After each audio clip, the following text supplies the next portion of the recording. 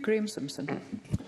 Thank you. To ask the Scottish Government what contingency plans it has in place should train drivers reject the latest pay offer in light of the reported hundreds of cancellations at the weekend. Minister Jenny Gilruth. The temporary timetable that ScotRail put in place is delivering a reliable service, moving around 90% of passenger numbers prior to the current disruption. On Friday and Saturday last week, additional late evening services were added. Because drivers continue not to work their rest days, as is their right and their choice, services were disrupted on Sunday. Now, I know that has inconvenienced and frustrated many travellers. ScotRail will continue to look at what more can be done to improve weekend service availability. Graham Simpson. So there are no contingency plans then. Even if ASLEF recommends members accept the offer tomorrow, it will take 3 weeks to ballot them. So that's nearly a month of disruption to start with.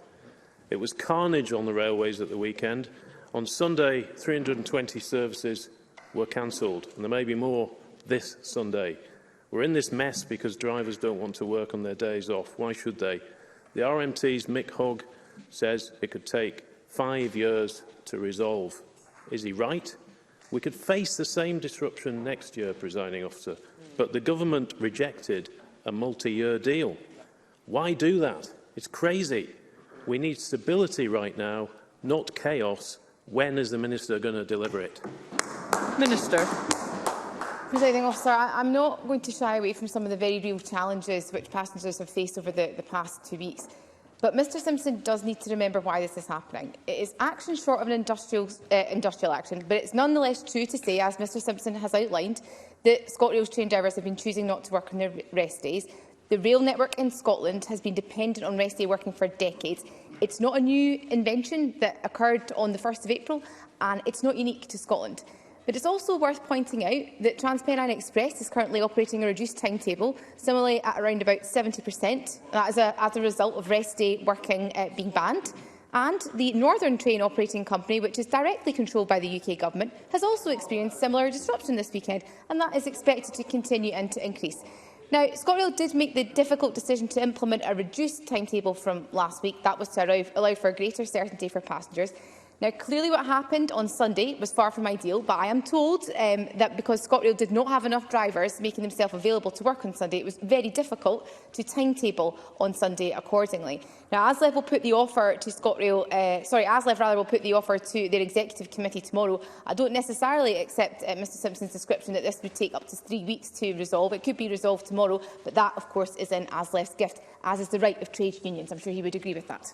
Graham Simpson. Well, ASLEF is a democratic union, and they will put that to their members, and it will take 3 weeks. That's the fact of the matter. We've had drivers sitting around twiddling their thumbs, itching to get in the cabs at the weekends even. Now, tomorrow, Scotland play Ukraine. The extra 11th-hour services laid on are welcome, but they're no use whatsoever if you come from Dundee or Aberdeen or Perth. But there are other events coming up, Presiding Officer, which also deserve our attention. We've got the Edinburgh Fringe. We've got the 150th Open in St Andrews in July. And what about all those events that are coming up at the Glasgow Hydro? In a couple of weeks' time, Billie Eilish is playing there.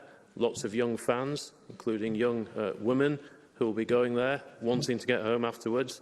Does the Minister not think there is actually a basic safety issue here, particularly for young women, and what will she do about it?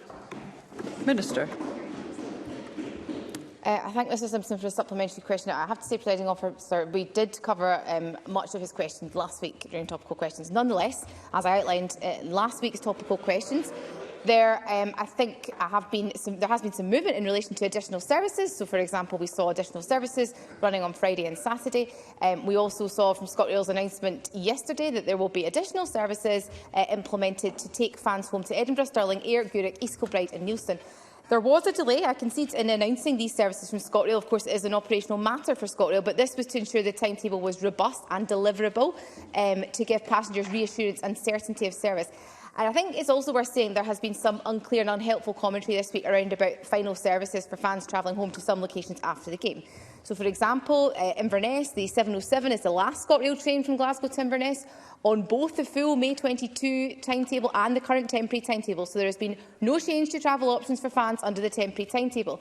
On the Aberdeen service, the 641 is the last ScotRail train from Glasgow to Aberdeen on the temporary timetable. 940 was the last service under the May 22 timetable. Fans would not have been able to use this service after the game. In Dumfries, the 713 is the last train on the temporary timetable. 1013 was the final service on the full May 22 timetable. Fans staying to watch to the end of the match would not have been able to use the service under the full timetable. So, for fans in the north and some in the south, the temporary timetable actually makes little difference. And many of these fans, of course, will be travelling by private bus hire. I'm sure Mr Simpson, like me, would like to take this opportunity to wish the Scotland's men team all the best with tomorrow's match.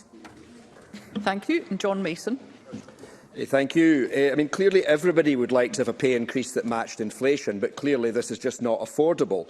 So would the Minister encourage both ASLEF and RMT members to accept the pay offer, because that will be for the good of the general public, it will help us recover from the pandemic, and it will also help us address climate change? Minister. Well, I would agree with the sentiment of the member's question. Of course, this is a matter for ASLEF to decide upon. The importance, though, of Scotland's railway in terms of our recovery from the pandemic cannot be underlined enough. I think in relation to addressing climate change, we need to facilitate that modal shift to get folk out of their cars and back onto public transport, particularly onto rail. We know that patronage has not yet recovered from the pandemic.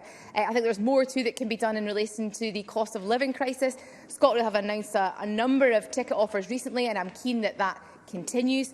But we can do very little to take forward our vision for ScotRail, of course, one that's largely shared by our trade union partners who campaigned for public ownership with reduced timetables and fewer services. So I do hope that union members will consider the current offer positively, and they will see it as both fair and affordable, and we can all get on and focus on working together to make public ownership of Scotland's railways a success. Thank you. That concludes topical